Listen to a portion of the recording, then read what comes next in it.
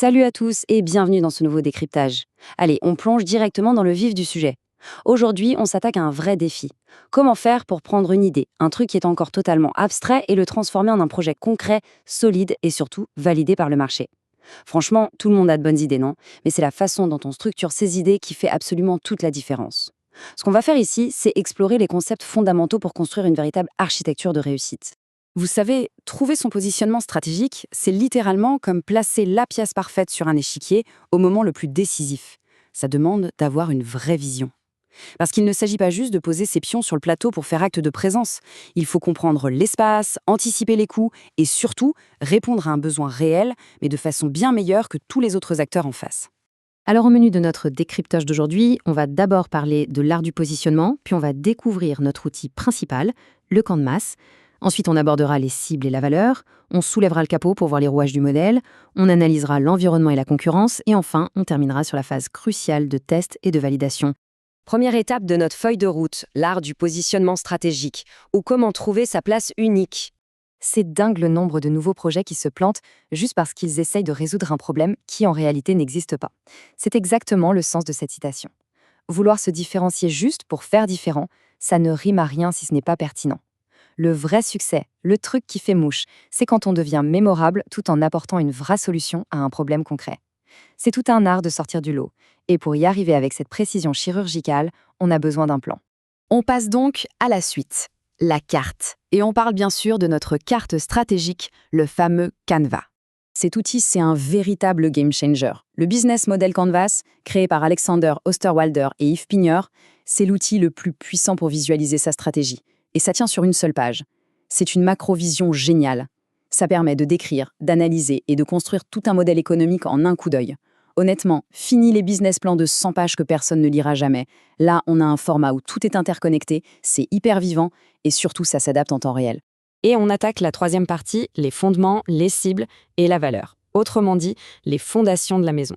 Tout part de ces deux blocs. C'est le cœur du réacteur. D'un côté, on a nos segments clients. Concrètement, pour qui est-ce qu'on se donne tous mal? C'est super important de savoir exactement qui sont nos clients clés et de comprendre ce dont ils ont vraiment besoin. De l'autre côté, la proposition de valeur. Quel problème précis est-ce qu'on résout pour eux? Le lien entre les deux doit être évident. Par exemple, on ne va pas vendre le même service à un businessman ultra pressé qu'à une famille qui part tranquillement en vacances. C'est ça qui donne tout son sens au projet. Et c'est là que la magie opère. Une bonne proposition de valeur, c'est pas juste un slogan en marketing qu'on plaque sur un site web. C'est la raison claire et incontestable pour laquelle quelqu'un va vous choisir, vous, plutôt que la dizaine d'autres options sur le marché. Ça doit être crédible, ciblé et, je le répète, mémorable. C'est le match parfait avec les attentes de vos clients. Quatrième étape de notre décryptage, les rouages du modèle, le véritable moteur de l'entreprise. Bon, avoir une super offre, c'est bien, mais encore faut-il qu'elle arrive jusqu'au client. C'est là qu'on construit des ponts. D'abord, les canaux. Comment on communique et comment on distribue le produit. Ensuite, les relations clients. Comment on garde le contact? Est-ce qu'on mise sur une appli automatisée, une grosse communauté ou un service client sur mesure? C'est ce qui crée la fidélité. Et enfin, le nerf de la guerre, les flux de revenus. Que ce soit de la vente directe, de l'abonnement ou de la commission, c'est ce qui va faire tourner la machine financièrement parlant. Alors, pour que toute cette vitrine fonctionne, on a besoin d'une salle des machines impeccable. Ce moteur en coulisses, il est fait de 4 éléments. Les ressources clés, vos atouts indispensables comme votre équipe ou votre technologie. Les activités clés, ces choses que vous devez absolument faire tous les jours pour délivrer la valeur. Les partenaires clés, vos fournisseurs et alliés qui viennent sécuriser le modèle. Et évidemment, tout ça a un prix, ce qui nous amène à la structure de coûts qu'il faut garder sous contrôle pour que le business soit rentable. On passe au point numéro 5, l'environnement et la concurrence. Car on le sait bien, on n'est jamais tout seul sur un marché. Et oui, votre Canva ne flotte pas tranquillement dans le vide interstellaire. Il est plongé dans un marché hyper complexe. C'est là qu'intervient l'analyse en 4 cadrans. D'un côté, on regarde en interne. Quelles sont nos vraies forces et où est-ce qu'on pêche un peu?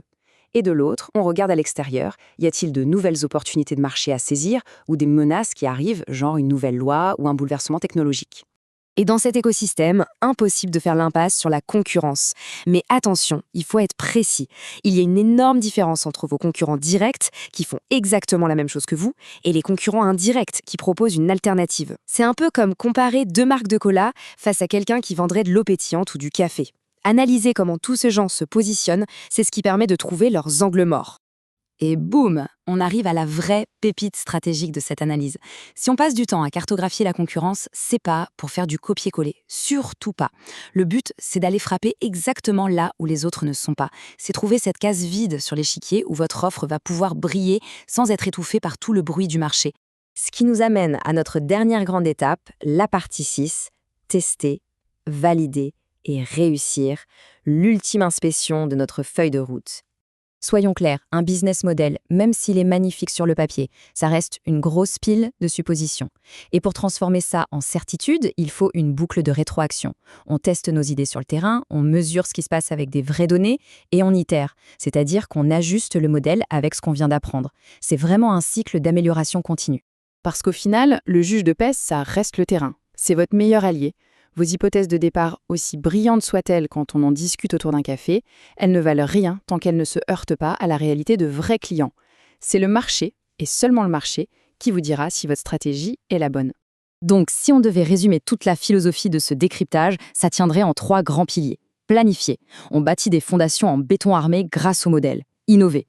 On utilise le canvas comme un terrain de jeu pour trouver des moyens de se différencier. Et enfin, s'adapter. On écoute le marché pour ajuster le tir en permanence. Rappelez-vous, le canvas n'est pas un document qu'on range dans un tiroir, c'est un outil vivant qui doit respirer et évoluer. Pour refermer ce décryptage, j'aimerais qu'on réfléchisse à ça. Votre architecture est peut-être superbe, votre théorie parfaite.